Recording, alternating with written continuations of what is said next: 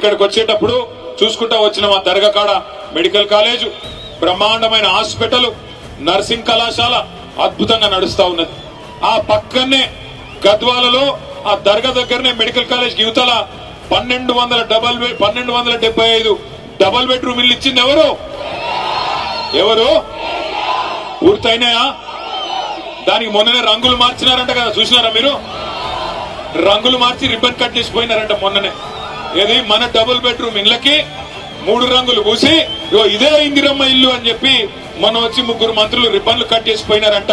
గద్వాల ప్రజలను అమాయకులు అనుకుంటున్నారు, మీకు తెలియదు అనుకుంటా ఉన్నారు. జిల్లా చేయడం మాత్రమే కాదు, మీకు మెడికల్ కాలేజు, నర్సింగ్ కాలేజ్ చేయడం మాత్రమే కాదు, ఇదే గద్వాల తాలూకాలో సాగునీరు సమృద్ధిగా అందాలని చెప్పి ఇటు మొత్తం జిల్లాలో అటు గట్టు ఇటు తుమ్మిళ్ళ 2 లిఫ్ట్ ఇరిగేషన్ ప్రాజెక్టులకి శంకుస్థాపన చేసింది ఎవరు? మొదలు పెట్టింది ఎవరు?